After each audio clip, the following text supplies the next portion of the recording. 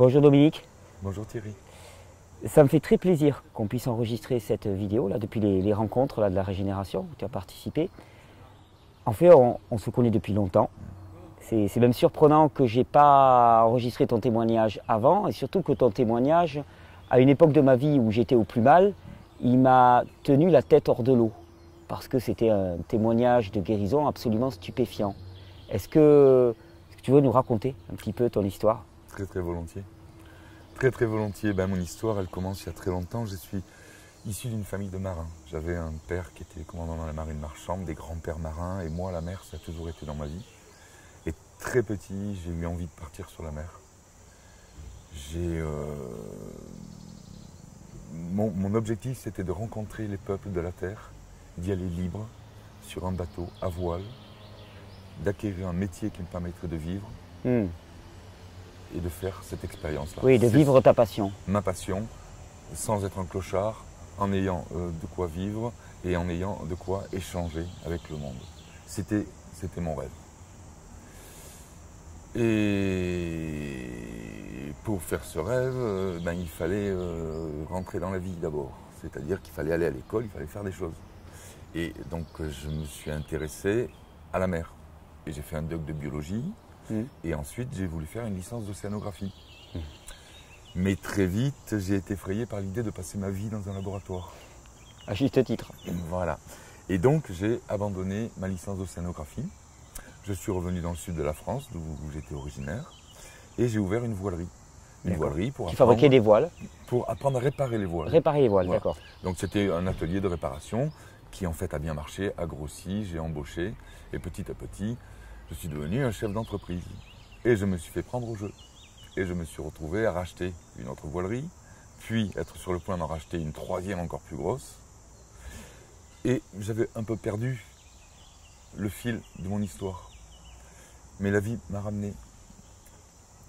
Oui, de manière assez violente. Assez violente. Je me suis retrouvé à 30 ans avec un diagnostic de sclérose en plaques. Voilà, alors 30 ans de sclérose en plaques, comment c'est apparu? C'est apparu soudainement? C'est une maladie, c'est vraiment une maladie de merde. C'est une maladie de merde.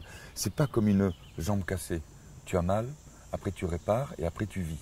C'est pas comme un cancer. Tu souffres énormément, tu as peur et puis tu t'en vas. Non, c'est juste au milieu. Et ça te laisse tout le temps. C'est une souffrance permanente? C'est une souffrance alternativement physique et permanente psychologiquement. Imagine les tropiques, une petite île, un lagon et des petits requins de lagon. Pas des gros qui te mangent d'un seul coup. Des petits requins qui t'enlèvent un morceau à chaque fois, mais qui te laissent lucide, qui te laissent le voir, qui te laissent comprendre qu'il est en train de te grignoter petit bout par petit bout. Alors, il y a 36 000 profils dans cette maladie. Pour résumer, cette maladie, c'est une maladie auto-immune qui attaque la gaine des nerfs, la myéline. Oui, la gaine de myéline. Voilà. Suivant le nerf qui est touché, la fonction s'en trouve amoindrie ou carrément atteinte gravement. Oui, souvent c'est une maladie évolutive, c'est-à-dire que petit à petit tu vois tes fonctions motrices diminuer et se faire à chaque fois grignoter. Voilà, avec différents profils. Il y a certains profils où la maladie évolue tout doucement, sans crise particulière, et tu t'amenuises petit à petit. Moi, j'avais pas cette forme-là. Moi, j'avais une forme brutale avec des crises tous les 3 mois. D'accord. C'est-à-dire que tous les 3 mois, prenons la première crise, je veux monter dans ma voiture, je tombe. Au moment où je mets la jambe droite pour monter à la place conducteur, la jambe gauche était en début de paralysie et elle s'effondre. Et j'arrive plus à monter dans ma voiture. Ça a duré quelques mois parce que c'est très long de faire un diagnostic de sclérose en plaques. Le truc s'en va à peu près, il reste une séquelle. Et puis 2 mois après, autre chose.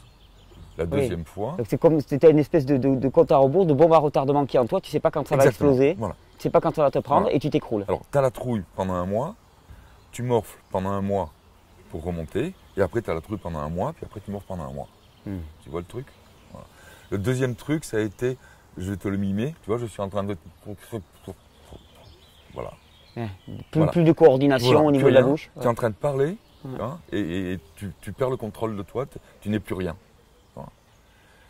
Et la troisième, c'était une hémiplégie faciale. Donc le côté gauche, paralysie, etc. Alors chaque fois, ça revient à un petit peu. Ça revient à 70%. Chaque fois, tu perds aussi un petit peu. Chaque fois, tu descends un petit peu. Et tu es complètement lucide. Tu le vois. Tu avais 30 ans. J'avais 30 ans. 30 ans, c'est jeune quand même. Ça fait mal. Ouais, ça fait mal. Hein. Ça fait mal. Mais c'était pas possible. C'était pas possible. J'étais à l'hôpital.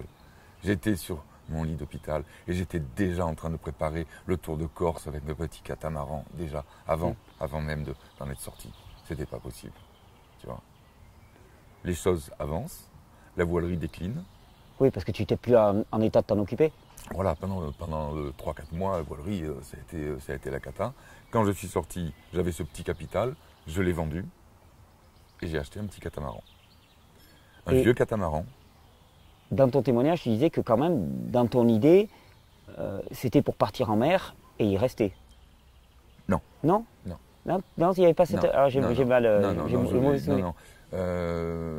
je ne voulais pas y rester. Je ne voulais pas rester dans ce monde, dans l'état où j'étais. Oui, d'accord. Oui. Tu voulais protéger ta famille, tu voulais leur épargner la vision de ta dégénérescence. Même pas, parce que ma famille, mon père était décédé. Oui.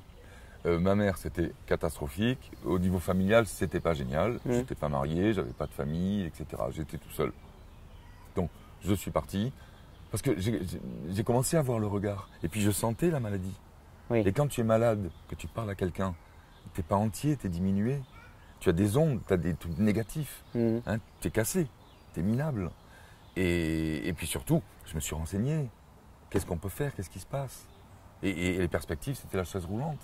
C'était rejoindre le club des scléroses en plaques. C'était la destinée. Et celle-là, je n'en voulais pas. Donc tu es parti en mer. Donc je suis parti. Donc j'ai acheté ce vieux bateau, je l'ai retapé et cap sur les Caraïbes.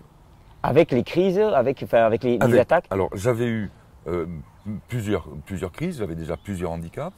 J'en avais un notamment sur un plan urinaire, hein, avec des rétentions urinaires, nécessité de se sonder pour pas que la vessie explose, tu vois, ce genre de truc. Et donc je suis parti avec ce matos, en solo, avec mes seringues de synactène, parce que quand il y avait une crise, il fallait des corticoïdes pour éviter que ça dégénère trop. Voilà, à l'époque, c'était comme ça.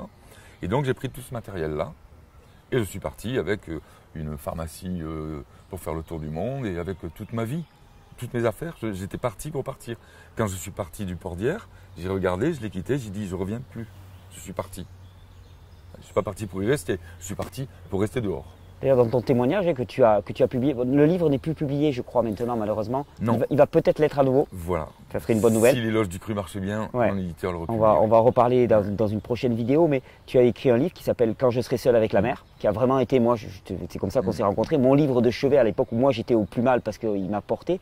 Et tu racontes comment finalement tu as équipé ce bateau entre chaque crise. Donc c'était, il y avait des moments où tu étais à peu près lucide et tu avançais, puis il y avait des moments où tu étais complètement par terre. Et puis, petit moment lucide après petit moment lucide, tu as réussi à partir. Ouais, j'ai des photos où je me revois bouffi de cortisone, tu vois, gonflé, en sortie de crise, parce que j'ai acheté une épave, j'avais pas d'argent. Oui. C'était vraiment une petite épave. Comment il s'appelait le bateau? Au départ, départ, il s'appelait Soula Bassouna 2. Oui, et après et ensuite, je l'ai appelé la sclérose. Oui, la sclérose. La sclérose. Oui, la sclérose. La fleur. Et puis après, je l'ai changé pour des histoires de machin. Oui. Bref.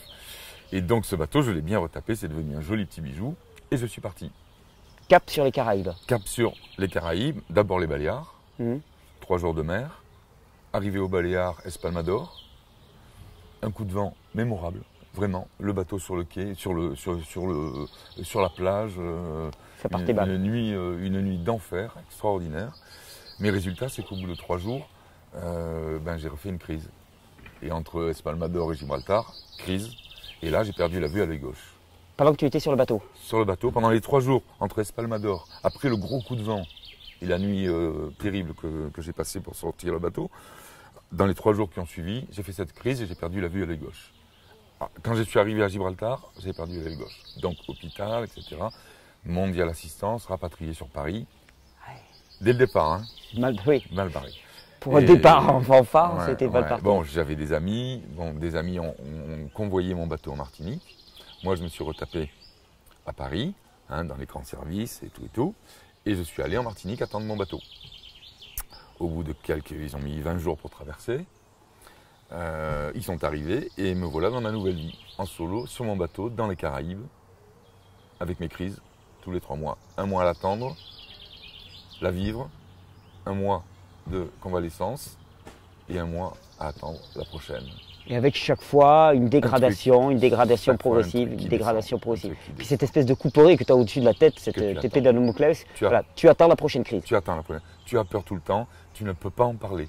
Ça, c'est un truc qui est extraordinaire et que le retour que j'ai eu du bouquin, quand des gens qui ont cette maladie l'ont lu, c'était extrêmement émouvant. Parce que personne qui connaît la sclérose en plaques ne peut en parler avec détachement.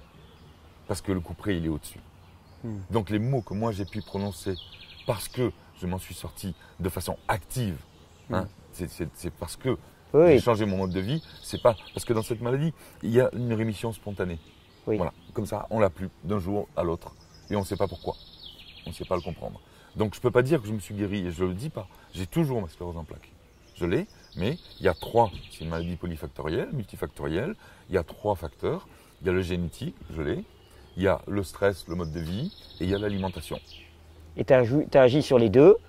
Non, écoute-moi Oui. bien. J'ai agi d'abord sur le stress. Oui. Le stress. Oui, en partant. J'étais plus chef d'entreprise. J'étais sur mon bateau dans les Caraïbes pendant plusieurs mois.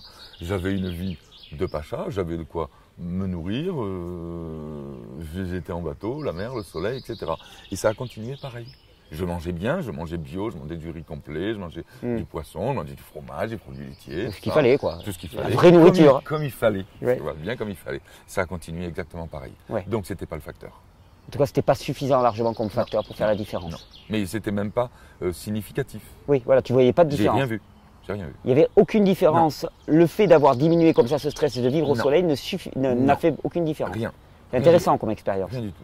Rien du tout. Changé pareil. Et donc les crises se sont allées, toujours pareil. Tu Voilà, le décris sans- d'ailleurs dans sans ton la- livre, Quand je serai seul avec Ouais, la ouais. mer. Donc j'espère qu'il sera réédité, vraiment, j'en parlerai quand il le sera. Tu décris cette longue descente aux enfers.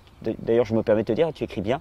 Moi, en tout cas, c'est un roman Merci. qui m'a beaucoup porté. D'ailleurs, je le partageais avec des personnes qui n'étaient pas obligatoirement intéressées ni par la sclérose, ni par le fait de manger cru, parce que c'était simplement une belle histoire à la fois de descente aux enfers puis de rédemption d'une certaine manière. Et donc tu décris cette descente aux enfers, tes aléas, les espèces de solutions que tu trouves pour essayer de vivre avec. Ouais, oui. En fait, je me suis vraiment mis en orbite du monde. C'est-à-dire que je ne voyais plus personne. C'est-à-dire c'était tellement dangereux pour moi, tu vois, de côtoyer quelqu'un, hein, d'être à ce point diminué, et puis d'avoir tellement peu de choses d'avenir, d'espoir. J'avais rien à offrir. J'étais en train de finir, quoi. Tu vois. Et donc j'ai vécu. Oui, tu n'avais rien à très, très partager pour solidaire. toi. Non. Non. De temps en temps, j'ai fait des rencontres, toujours très rares, mais extrêmement émouvantes, parce que c'est les moments où je sentais que je pouvais échanger, parce qu'il y avait une ouverture, il y avait une sensibilité, et ça a toujours été très fort, mais c'était très rare. C'est-à-dire que quand on vit en bateau, en voyage comme ça, on passe sa vie de copain en copain, de bateau, on échange, on boit l'apéro, on va pêcher, on se fait des bouffes, etc. Moi, je ne menais pas cette vie-là du tout, tu vois. J'étais vraiment en orbite du monde. J'étais avec le soleil, avec la mer, avec les vagues, avec la lune, avec le temps, le jour, la nuit, avec les poissons, avec la mer, avec les incursions dans les îles. Je menais vraiment une autre vie. Oui, une vie d'ascète, d'une certaine manière, retirée du monde. Voilà, un ermite sur l'eau, quoi. Tu vois. Ça, c'était la première partie. Donc j'ai eu quelques crises, j'en ai eu une notamment, parce que j'avais des envies, j'avais un rêve quand même, j'avais un rêve d'île déserte. L'île du fantasme, tu vois. Je voulais la trouver, je voulais m'y arrêter. Mais les choses se dégradaient et la deadline commençait à arriver. Et à un moment, oui, tu te dis, j'aurais plus la capacité physique d'y arriver. À un moment, il va falloir que je décide d'arrêter, quoi. Et ça, ce moment-là, il est arrivé quand tu sais que dans les Caraïbes, il y a des saisons des cyclones. Oui. Il vaut mieux s'en éloigner quand on est avec un bateau. Et donc, à cette période-là, en général, la plupart des plaisanciers descendent au Venezuela. J'ai fait comme tout le monde. Donc, j'ai mis cap vers le sud, arrivé à Grenade, la dernière île. Alors, juste avant d'arriver à Grenade, j'ai fait une crise terrible, dangereuse, pas spectaculaire. C'est, pour te la décrire, imagine que tu vives, tu bouges, tu existes parce que tu as une prise qui est branchée au courant. Et que là, dans la seconde, je t'enlève la prise. Tu t'affaisses, tu n'es plus rien. Hop, tu deviens une poupée en chiffon. Ouais, tout mou. Tu parles, tu peux plus rien dire, tu n'as plus de tonicité, tu descends doucement et tu te liquéfies. Tu te liquéfies par terre. Tu vois, ce genre de truc-là. sur mon bateau en solo. Ouais, donc à gérer, ça doit Voilà. être. La première fois que ça m'est arrivé, c'était Grenade. Bon, il faut que tu saches une chose, c'est quand on navigue beaucoup en bateau, on voit énormément la police et les autorités. Chaque fois qu'on arrive dans une île, il faut aller se déclarer, donc il y a des formalités, il y a de la police, il y a des, etc. C'est uniforme. Et puis quand tu pars, pareil, refaire les machins. Et donc arrive la Grenade, je vais faire mes formalités. Et c'était à l'époque où il y a eu des événements assez importants, Oui. politiques. Et donc tout le monde était sur les dents, tout le monde était armé, il y avait les kalachnikovs, machin, etc. Donc quand tu arrivais pour faire les formalités, c'était tendu. C'était tendu. Et j'arrive devant donc cette brochette d'hommes en armes pour faire mes formalités. Je vivais quand même comme un sauvage. J'avais les cheveux au milieu du dos. Ouais. Hein, sur mon bateau, je vivais nu, j'étais seul et Oui. je fuyais toute la société. Donc j'étais bronzé comme c'est pas permis.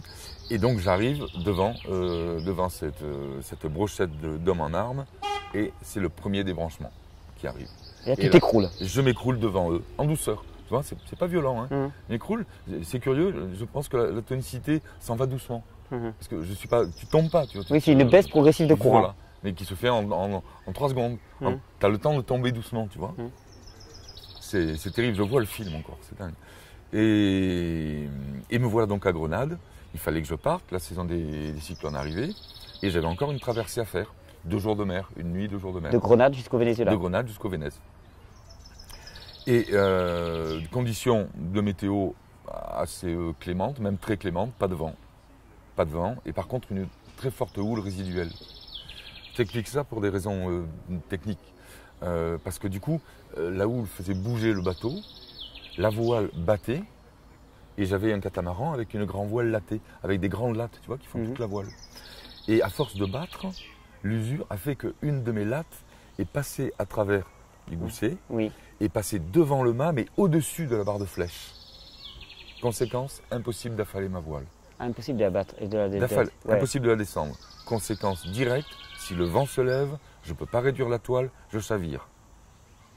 Okay, si je chavire, c'est un cata, le bateau se retourne et je ne suis pas très bien. Oui, surtout avec tes capacités physiques diminuées. En plus, là c'est la fin du voyage complète. Hein, c'est peut-être pas la mort tout de suite, hein, je pense pas d'ailleurs, parce qu'on se sort de ce genre de choses, mais c'était hyper dangereux. Et quelle solution j'avais? J'avais la seule, c'était de monter dans le mât, seul, avec quelqu'un qui me tient la prise et qui est prêt à la débrancher n'importe quand. Ok? Je ne peux pas m'assurer, je grimpe dans le mât. J'ai passé 2 heures à me dire, je fais quoi? J'y vais et je risque de m'affaler comme une vieille merde sur le pont et de me fracasser, ou bien j'attends que le vent me fasse chavirer, je fais quoi? Et c'est là que j'ai compris qu'il fallait que j'arrête, quoi. Là, ça allait trop loin, quoi. Mais bon, il fallait y aller, donc j'y suis allé. Je me suis assuré au maximum, j'ai fait ce que j'ai pu, j'ai récupéré ma latte, j'ai pu descendre ma voile, réparer, continuer. J'ai pas eu, il a été gentil. T'as pas été débranché. J'ai pas été débranché à ce moment-là. Et je suis arrivé donc au Vénèze dans un sale état puisque je faisais une crise. Et là, c'est un état d'épuisement vraiment important. La conscience est toujours là, tu vois toujours. Et il y a un truc étonnant qui se passe, c'est que pendant la crise, le corps sécrète de la cortisone lui-même. Tu vois, et donc il y a un état d'euphorie. Oui, donc tu le vois pas. Oui, d'accord. C'est un peu comme si tu étais dopé. D'accord. Mais c'est après, quand ça s'en va, là tu vois. Mesures les dégâts. Tu mesures. Donc me voilà dans cette île, Margarita, au nord du Venezuela, décidé à arrêter. Mon île déserte, je l'ai trouvée juste à côté, à 1 jour et demi de mer. Sur mon profil Facebook, c'est la photo qui est en présentation. On voit mon bateau, il s'appelait Poisson Lune à ce moment-là, et avec la crique derrière et le bleu de... Et donc j'ai passé 1 mois seul sur cette île-là, île déserte. Il y avait des poissons, des perroquets multicolores sous le bateau. Pour manger, je plongeais 1/4 d'heure avant de manger. Je prenais mon poisson, je le remontais, j'avais des algues, j'avais bien sûr des provisions. Il n'y avait pas grand-chose sur cette île, quelques noix de coco. Mais j'ai passé un joli moment. J'ai vraiment assouvi mon île déserte, je l'ai assouvi, quoi. Et donc décidé à rentrer, mais c'était encore un peu tôt. C'était encore un peu tôt parce que juste derrière cette île déserte, c'est la Tortuga, ça s'appelait l'île de la Tortuga en plus, c'est mignon quand même. Il y avait l'archipel des Roques. Alors ça, c'est un ensemble d'îles désert. À l'époque, c'était sauvage comme c'est pas permis. Sur la carte, pour un marin, la carte, c'est fabuleux. La carte, c'est l'avenir, tu vois. Et sur cette carte des Roques, il y a marqué zone insondée. Ouais, d'accord. Tu vois, C'est le mystère. Ouais, c'est l'île mystérieuse, quoi. C'est fabuleux. Donc j'ai voulu y aller, quoi. J'y suis allé et mystère pour mystère, je suis tombé sur un couple d'âge différents. En bateau. En bateau. Un couple en bateau, comme moi. Un type d'une 50aine d'années. Une nana d'une 20aine d'années. Une blonde magnifique. Moi, j'étais en dehors du coup. Hein. Il était hors de question que je drague ou quoi que ce soit. Mais par contre, au niveau du rêve, c'était pour moi formidable. Tu vois. Et donc, j'ai voyagé un petit peu avec eux. Dans les Rocaisses. On s'est retrouvés dans des mouillages. Et je passais mes journées. Moi, j'étais fatigué. Hein. Je passais mes journées sur le pont à la regarder faire de la planche nue, la planche à voile, pour s'amuser autour. Le soir, je l'entendais s'engueuler avec son mec. C'était une histoire, c'était pas une histoire simple entre eux, quoi. J'ai beaucoup fantasmé sur cette fille qui était magnifique. Et on a décidé de continuer à voyager ensemble. On décide de partir. Comme moi, j'avais un bateau rapide et eux un bateau lent. Ils sont partis le soir et moi, je devais partir le lendemain matin. Et on devait se retrouver sur la côte vénézuélienne le lendemain soir. Manque de bol, le vent tourne dans la nuit, je me retrouve le vent dans le nez, le lendemain, impossible de les retrouver. J'ai dû tirer des bords pendant 3 jours pour arriver à l'endroit. J'arrive à l'endroit, je calcule rien, je fais de l'eau, des vivres, je prends de l'essence et je m'en vais au deuxième rendez-vous qui était l'île Margarita. Mais ce que je ne savais pas, c'est qu'ils étaient arrivés là, qu'ils n'avaient pas pu continuer, que le type était parti en avion à Margarita, et que la fille était restée seule avec le bateau là. Et moi, je suis parti tout de suite. C'était marrant quand même. C'était marrant. Et j'arrive sur cette île, donc le deuxième rendez-vous, où je rencontre le copain. Et le copain, il me reçoit, sympa comme tout, et il me présente un bouquin. Voilà. Moi, je courais après le fantasme d'une fille magnifique. Et lui, il te donne un livre. Et il me donne un livre. Ce livre, ça s'appelait La guerre des crues, de Burgère.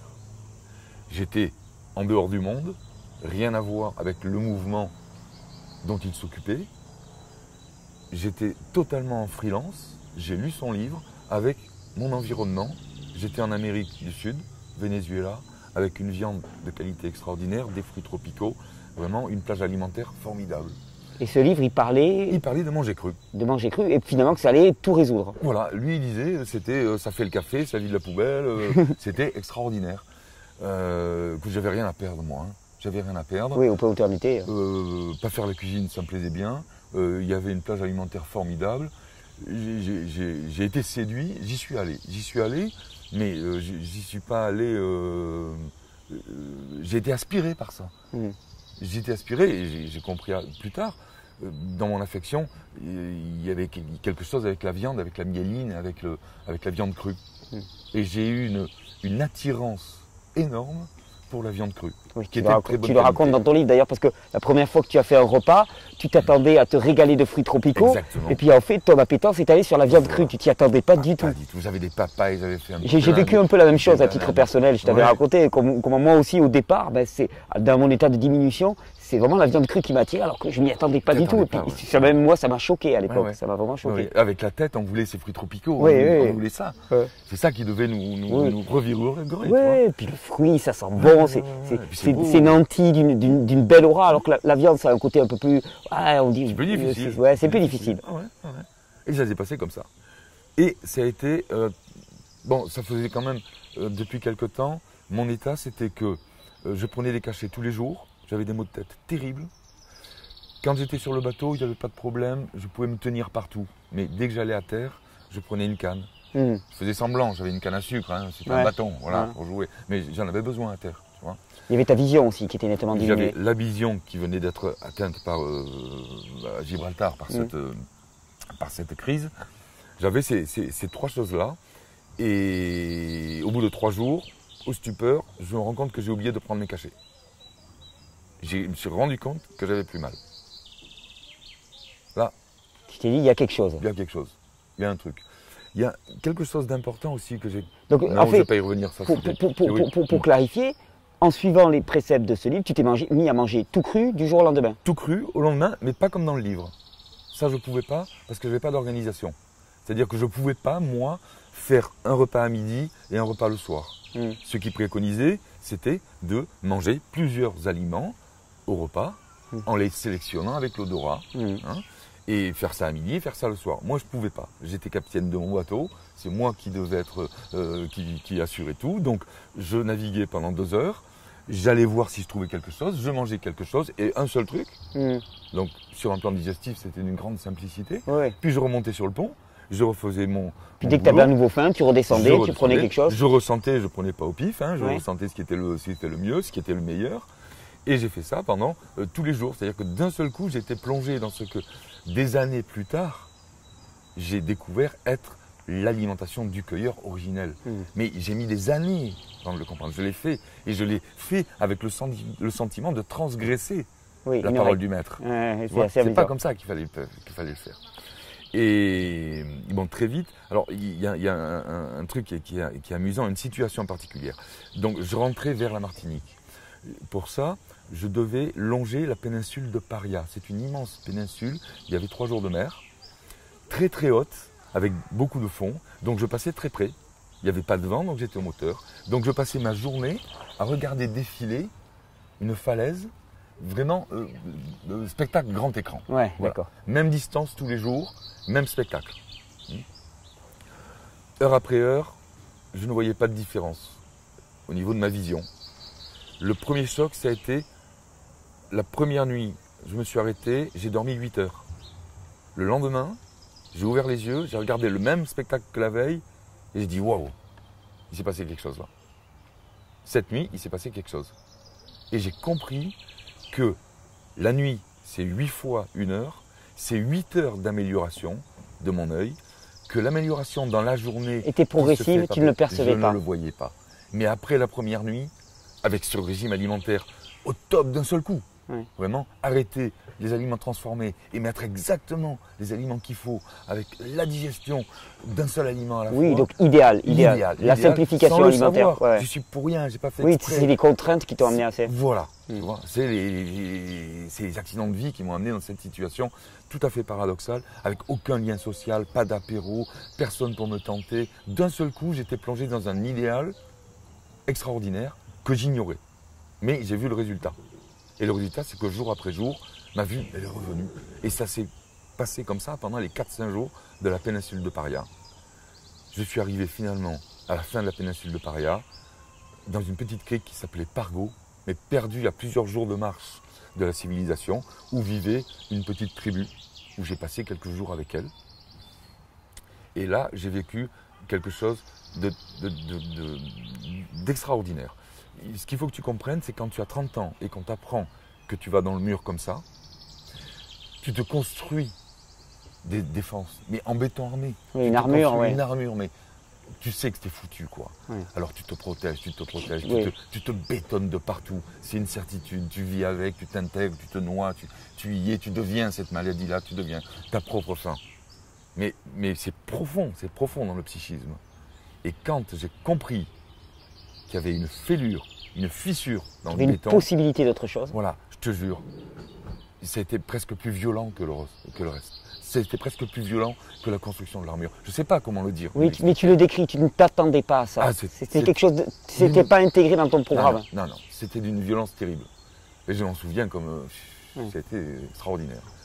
Et à partir de ce moment-là, eh bien, je n'ai eu de cesse de comprendre ce qui m'était arrivé, de comprendre le cru, de comprendre pourquoi. Oui, parce que tes symptômes ont commencé à disparaître petit à petit. Alors, j'ai plus aucune crise. Ah oui, en fait, dès ce moment-là, tu n'as plus jamais eu de crise. J'ai plus jamais eu de crise. Sauf que j'ai voulu transmettre mon témoignage. Et donc, j'ai écrit. Et donc, je me suis retrouvé face à un dilemme. J'ai découvert quelque chose de magique. Je vais, avec ce livre, embarquer des tas de gens là-dedans. Et si tu te trompes? Oui. Et si c'est une simple rémission spontanée comme ça existe là-dedans? Oui, il devait Qu'est-ce que tu fais, Don? Tu prends le risque? J'ai dit non. Et j'ai remangé cuit. Ah oui, c'est vrai. Tu as voulu voir ce que ça donnait. Et oui. Et j'ai recommencé à manger cuit. La première semaine, j'avais des maux de tête. La deuxième semaine, j'avais mal au ventre partout tout le temps. Et à la fin de la troisième semaine, j'ai eu la première parasthésie. Et la quatrième, j'étais à l'hosto. Démonstration flagrante. Voilà. Je l'ai fait une première fois. Mais là, c'était un roman. Je l'ai refait après, avant la publication de Le régime du plaisir. Parce que là, c'était la méthode. Là, j'embarquais, je disais, allez, je vais vous montrer comment on fait. Dans Seul avec la mer, non, je racontais mon histoire. Je disais pas, Hein, faites-le. Donc je l'ai refait une deuxième fois. Et là, pareil, hosto, machin. Après, j'ai terminé, j'ai fait plus faire. C'est bon, j'ai compris. compris. La preuve je l'ai, la conviction je l'ai, on arrête les bêtises. Voilà. Donc je me suis retrouvé par Go avec cette renaissance, cette résurrection. Tu imagines dans le mental la puissance énergétique qui t'arrive d'un seul coup. Tu t'es fait un programme dans lequel tu allais droit vers la mort, la dégénérescence, et là d'un seul coup, tu avais une nouvelle vie qui s'ouvrait devant toi. Et en plus, j'avais trouvé une clé. Ouais. Et je ne voulais pas la garder pour moi. Je voulais la donner. Oui, il a raison qu'il avait fait que tu avais fui le monde parce que finalement tu n'avais rien à donner à ce monde et c'était trop dur la confrontation. Là d'un seul coup, tu étais riche d'une connaissance. Et ça, je voulais le donner, ça. Mais le problème, c'est qu'à l'époque, j'étais rien. J'avais aucun titre, j'avais aucune connaissance. Oui, j'avais quelques connaissances scientifiques. J'avais une expérience de bateau, une expérience de rémission, spontanée entre guillemets, hein, ce que diraient les autres, ce que dirait tout le monde. Et une envie chevillée au corps de le donner, de le rendre, de rendre au monde ce qu'on m'avait donné, quoi. Burgère m'avait donné ça, il m'avait ouvert une porte. D'ailleurs, c'est marrant parce que quand je suis retourné en Martinique, Burgère était justement venu faire une conférence et un stage. Et j'ai absolument voulu suivre le stage pour enfin faire bien les choses. Donc j'ai suivi tout le stage, j'ai ensuite scrupuleusement suivi exactement comme il fallait faire. Et décidément, ça ne le faisait pas, quoi. Oui, ça ne marchait pas pour toi. Ah, pour moi, non. Hein. Mais c'est très important ce que tu dis, parce que... Je pensais que ce n'était pas pour moi. Dans cette approche, il y a vraiment une dimension de l'écoute de son propre ressenti qui est vraiment essentielle pour moi. Et dans ton histoire de guérison aussi, il y a ça avant tout. Oui. J'ai eu une chance extraordinaire que la vie m'ait amené devant ce mode alimentaire fondamental de l'homme. C'est un hasard extraordinaire. Si j'avais pas eu tout ça, on aurait attendu des décennies pour le trouver, pour quelqu'un, et vraiment la volonté d'aller le chercher, le travail que j'ai fait, les travaux de recherche, les 10 ans que j'ai passé avec tous ces scientifiques, parce que je savais. Et donc j'y suis allé, j'ai creusé, j'ai vaincu toutes les résistances. Si je l'avais pas vécu, j'aurais jamais tenu, j'aurais jamais eu la volonté. C'est uniquement pour ça que Tu as quel âge maintenant, Dominique? Faut pas le dire, mais plus de... Allez. Je vais le dire, j'ai 60 ans. Tu as 60 ans. 60. Donc, depuis tes 31 ans, parce que oui, c'était 30 ans, voilà. 30 ans. Plus aucune crise. Non, celles, les deux petites. Oui, les deux provoquées. Voilà. Plus aucune crise. Alors, en théorie, tu n'es pas guéri, parce que ça, on ne guérit pas. Je ne le dis pas, et je le répète haut et fort. Tu es en rémission active. Tant que je mange comme ça, c'est bon. Si j'exagère, je replonge. Hein? Par contre, il y a quand même... Les choses se calment quand même dans cette maladie, c'est reconnu, c'est-à-dire qu'en général, elles sont de moins en moins virulentes. C'est-à-dire qu'aujourd'hui, j'ai pu assouplir un petit peu, ce qui me permet aussi d'assouplir ce que je veux transmettre. Oui. Tu vois, ce qui n'enlève rien aux personnes qui ont vraiment quelque chose de grave. Mais maintenant, même pour moi, je peux tolérer une alimentation moins parfaite que celle que j'avais prise. La perfection m'a sauvé. Maintenant, je tolère et j'accepte très bien. Je peux échanger, je peux manger là pendant ce rassemblement. Des salades j'ai mangé mélangées, des salades, des mélanges de salades. Ça pose aucun problème pour toi. Et puis d'autant plus que j'ai la recette magique le lendemain et le surlendemain. Oui, tu sais à quoi tu dois revenir. Voilà, j'ai une carte maîtresse, elle est dans ma poche. Je ne suis pas obligé de m'en servir tout le temps. Et c'est bien ce que je conseille. Cette carte maîtresse que je veux transmettre à tout le monde le plus possible, que j'ai étudiée. Je suis allé vraiment voir à quoi ça correspondait. On en parlera dans la prochaine vidéo. Absolument. Je la présente vraiment comme une carte maîtresse, pas comme un idéal. De toute façon, on ne peut pas le pratiquer. On ne peut pas être comme moi sur un bateau vivant. Voilà. Tu avais des conditions idéales pour pratiquer une espèce d'absolu alimentaire qui n'est possible que parce que tu étais seul, parce que les conditions sociales faisaient qu'il n'y avait pas de vie sociale. Exactement. Et donc tu pouvais faire ce que tu voulais. Oui. Et ça a été tout ton travail de recherche de ces 10 dernières années. Oui. Mais après ça, attends, je t'interromps, parce qu'il y a une petite parenthèse. C'est qu'après ce premier voyage avec ce bateau, j'avais découvert cette clé magique. Je suis rentré, j'ai vendu le petit bateau, j'en ai racheté un plus grand. Et j'ai fait un deuxième périple. Mais en étant avec ton plein potentiel. Voilà, j'allais dire en Dieu. On est tous Dieu. Dieu est en nous. Et on le sait quand on est jeune. On a cette force, cette puissance. Et puis on retrouve cette jeunesse quand on redonne à notre organisme toute sa dimension naturelle. Ouais, fonctionnelle, Et naturelle. j'ai fait ce deuxième voyage. ça a été extraordinaire. J'ai atteint des sommets, vraiment. Et on le ressent bien dans le livre, Quand je serai seul avec la mer. Quand je serai seul avec la mer, j'ai rencontré la vie, quoi. Ah, tu étais euphorique, tu as des j'étais, descriptions de moments d'extase, hein, littéralement. Fabuleux, fabuleux. Imagine, j'étais en pleine forme physique, mentale.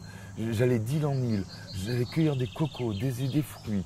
J'avais le poisson, j'avais le soleil, la mer. Je commençais à rencontrer des gens, j'échangeais, je donnais. Aucune contrainte sinon de vivre à la boussole de ton instinct. Ouais. Goûter la vie, ouais. Le sel, le vent, les poissons volants quand tu navigues, qui tombent sur le pont. Ah oui, c'était magique, extraordinaire. Tu sais que j'ai énormément de mal à relire Quand je serai seul avec la mer. Oui. Je pleure quand je le relis. Ah, j'imagine, parce que moi, c'est un livre qui m'a donné beaucoup d'émotions. Oui, mais quand c'est le mec qui l'a écrit. Oui, j'imagine. Mais bon, ça fait longtemps maintenant, hein. Donc j'ai vécu beaucoup d'eau à couler sous le pont. Mais je sais que ce livre est exceptionnel, quoi. Il n'est pas à moi, c'est pas vrai, j'étais habité à ce moment-là. Ouais, mais je le confirme, je le confirme. Et d'ailleurs, c'est ce qui a fait que moi, je t'ai dit, ça a été mon livre de chevet à une époque où j'étais le plus mal, parce que je sentais ce souffle de l'inspiration et que je me disais, moi aussi j'y crois, et je crois et c'est possible. Et puis je l'ai vécu de la même manière. Dominique, tu disais que quand tu étais rentré, tu avais envie de partager. Tu as eu une démarche que je salue, qui est bien différente de la mienne et qui tombe à point nommé. C'est-à-dire que toi, tu es parti vraiment dans le travail de recherche. Hein, tu peux nous en dire quelques mots et puis ensuite on va couper et on fera une deuxième vidéo pour parler de tout ce que tu as découvert et ce que tu as mis en place et puis le résultat de toutes ces recherches que tu nous livres maintenant. D'accord. Donc le deuxième voyage avec ce deuxième bateau qui s'appelait Imagine, puis je rentre en France et là il y a une parenthèse avant que j'attaque ce programme de recherche, c'est que j'ai passé à peu près 8 à 10 ans à vivre et à enquêter et à partager le monde de tous les gens qui j'ai cru à l'époque. Je suis allé vers eux, j'ai voulu les fédérer, j'ai voulu emporter le mouvement avec moi, tu vois. Et donc j'ai rencontré énormément de gens, j'ai pris énormément de témoignages, j'ai voulu enseigner, j'ai vu le résultat, j'ai vu comment ça se passait et j'ai commencé à enseigner ce que j'avais appris, ce mode alimentaire. Et je l'ai fait pendant plusieurs années. J'ai vu passer des dizaines de cas. J'ai vraiment acquis une connaissance et une expérience vraiment importante, efficace, sur le terrain. Puis une vraie connaissance, c'est-à-dire la connaissance étant l'expérimentation. Voilà. La personne arrive, elle est comme ça, elle repart, je la suis, je la vois 2 mois après, etc. et je vois le résultat. Donc je savais que j'étais dans le juste, que c'était la voie. Le seul problème que j'avais, c'est que le climat était très très défavorable à l'époque. Le paradigme culinaire était très, il se défendait mais très très fortement. Ce que toi tu as connu la libération, tu as participé, toi tu es à la naissance de la libération. Oui, je suis arrivé au bon moment. Voilà, moi j'ai vécu à une époque où c'était dur. Il y avait les problèmes avec différentes questions avec Burgère, il y a eu des problèmes de législation, etc. qui ont beaucoup compliqué les choses. Mais oui, avec beaucoup d'amalgame finalement. Énormément d'amalgame, c'était vraiment difficile. Mais surtout, ce vraiment qui m'a décidé à changer, c'est que pour arriver à élever la conscience alimentaire d'un individu, il fallait que je développe des trésors d'ingéniosité. Il fallait que j'y mette tout mon affect. Ça arrivait à passer s'il y avait de l'amour qui circulait, tu vois. Il fallait vraiment un investissement phénoménal. Et j'y arrivais. Seulement, quand moi, je mettais une semaine à élever la conscience alimentaire de une personne, dans la même semaine, la société en formatait 100 000, 200 000. Oui, donc le combat était... je me suis dit, c'est la goutte d'eau, mais le vase, il est percé. C'est pas qu'il est percé, c'est qu'il n'y a même pas de fond. Tu mets une goutte, la goutte tombe, tu vois. Et là, j'ai compris que je ne ferais rien, qu'il allait falloir changer les choses. Autrement, y aller par le fond. Et c'est là que j'ai pris la décision de tout arrêter, de me couper du monde crudivore. Littéralement, tu as disparu. J'ai disparu. Je me souviens à l'époque, on avait eu un premier contact avant que tu plonges complètement. Et puis après, plus de Dominique Guyot. Personne ne savait où il était. Voilà. Ouais. Et c'est là que j'ai commencé ce que je vais te raconter dans la prochaine vidéo. Je te remercie Dominique, parce que c'est un témoignage qui est très important pour moi, parce qu'il m'a nourri à une époque où j'avais vraiment besoin d'être nourri, d'être porté. Je pense que c'est aussi un témoignage très enthousiasmant pour toutes les personnes qui ont des atteintes neurodégénératives comme la sclérose en plaques. Ça va bien au-delà, tu le sais. Je sais que ça va bien au-delà. Et c'est surtout un formidable témoignage parce qu'il prépare à ce qui va venir ensuite, c'est-à-dire vraiment le premier travail à ma connaissance de justification scientifique de pourquoi ça marche aussi bien. Je te remercie Dominique. J'espère que cette histoire a participé à ce que tu deviennes, ce que tu es devenu, parce que moi aussi j'ai envie de te dire chapeau. Chapeau. Merci Dominique. C'est certain qu'elle y a participé. Je te dis, ça a nourri mon imaginaire. D'ailleurs, je te l'avais dit à l'époque, je t'avais dit, j'aurais toujours voulu être navigateur. J'ai une peur absolue de la mer. Donc moi, je me suis retrouvé à être navigateur sur la terre avec mon camion et ainsi de suite. Mais ça m'avait donné une envie d'aller en mer, mais bon, j'avais une impossibilité. Merci. Tu es un bon marin. Merci Dominique.